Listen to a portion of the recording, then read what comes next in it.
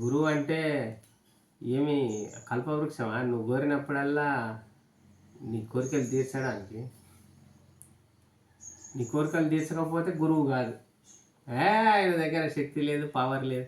ఆయన మళ్ళాంటి మనిషి బువ్వ తింటాడు, ఇది చేస్తాడు.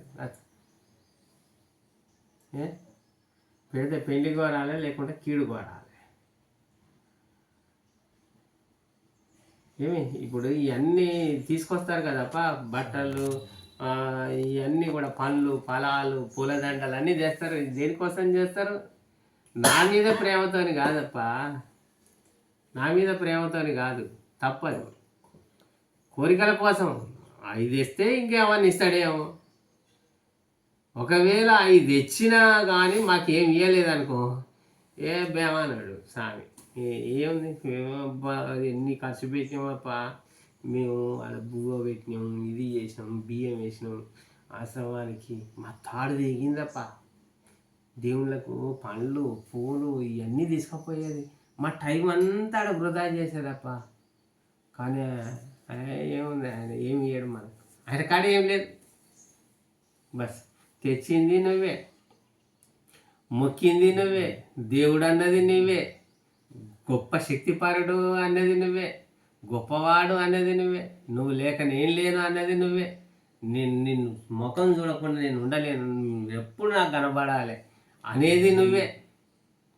తర్వాతకి నీ దగ్గర ఏం లేదనేది నువ్వే. వీటిలల్లా దేంతోనన్నా గురువుకు సంబంధం ఉందా?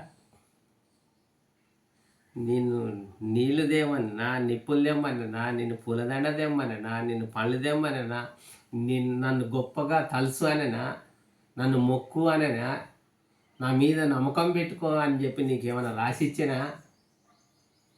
ఏమిచ్చే?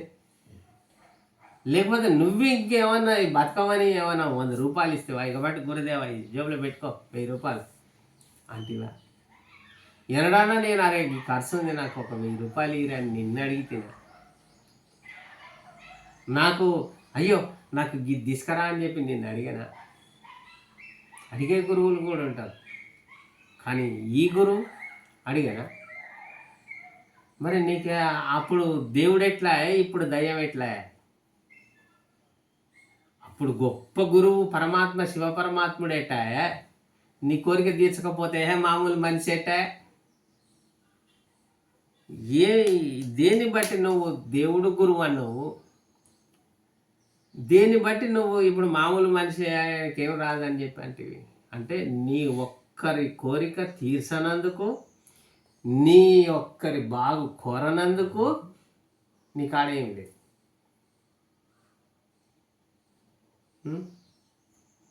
ఇది ఏమంటారు దీన్ని? ఇది భక్తి అంటారా? మరి ఒక మహాత్ముడు భగవంతుని కోసము తనకున్న సర్వస్వాన్ని త్యాగం చేసి, శరీరం త్యాగం చేసి, తనకున్నటువంటి సుఖాలను త్యాగం చేసి, తనకున్నటువంటి ఇంకా అనేకమైనటువంటి ఇష్టమైనటువంటి వాటిని కూడా త్యాగాలు చేసేసి వదిలేసి, శివపరమాత్మ నువ్వే అని చెప్పి యజ్ఞాలు చేసి, యాగాలు చేసి, తపస్సులు చేసి, ధ్యానం చేసి, జపం చేసి, ఒళ్ళు ఊనమై మొత్తం పీల్చి పీల్చి పీల్చి పీల్చి పిప్పి చేస్తున్నా కానీ శరీరం ఇదే అయిపోయి శుష్కించిపోయి చివరికి చచ్చిపోయేటువంటి స్థితికి వచ్చినా కానీ పరమాత్మ నీ యజ్ఞమే చేస్తా, నీ జపమే చేస్తా, నీ తపస్సే చేస్తా, నిన్నే ధ్యానిస్తా, నీ అందే నేను ఉంటా. బస్ నువ్వు నాకు దర్శనం ఎప్పుడిచ్చినా ఇవ్వకపోయినా నాకు ఇంకా స్వర్గ సుఖాలు అనేవి అవసరం లేదు, నీ అందు భక్తి ఉంటే చాలు, నీ దర్శనం జరిగితే చాలని చెప్పి నేనేమో పరమాత్మని చూస్తే, ఈ వచ్చినటువంటి జనమేమో నువ్వు ఇన్ని పూజలు యజ్ఞాలు యాగాలు చేస్తున్నావు కదా, నీ కాడ ఇంత శక్తి ఉంది కదా, మాకు ఇయ్యరాదు, ఇయ్యరాదు స్వామి. ఏం చేసుకుంటావు శక్తి? నీ శక్తి ఏం చేసుకుంటావు? మేము కోరంగానే మాకు కోరికలు తీరాలి.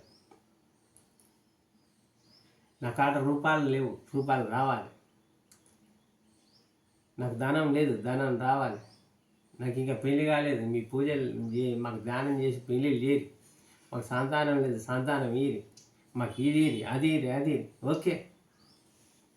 అన్నీ కూడా ఇస్తాడు పరమాత్ముడు. దేవుడు ఉన్నది ఇయ్యడానికి, గురువు ఉన్నది ఇయ్యడానికి. కానీ నీ వంతు సేవ అనేది సరిగ్గా లేనప్పుడు ఆయన ఏం చేస్తాడు? నీ కర్మ ఇంకా తీరనప్పుడు నేను ఇచ్చినా అది నీకు పని చేస్తలేదు, అది పడిపోతుంది, చేతులు లేవు పట్టుకుంటాను. మరి ఆయన లేనప్పుడు గురువు ఏం చేస్తాడు? ఎన్నోసార్లు ఇచ్చిండు కానీ అది కింద పోయింది. నీ చేతిలో పడితేనే నాకు వచ్చినట్టు అని చెప్పి నువ్వు అనుకుంటున్నావు. నీకు అసలు చేతులే లేవు. నువ్వేం చేసినావు అని చేతులు రాను.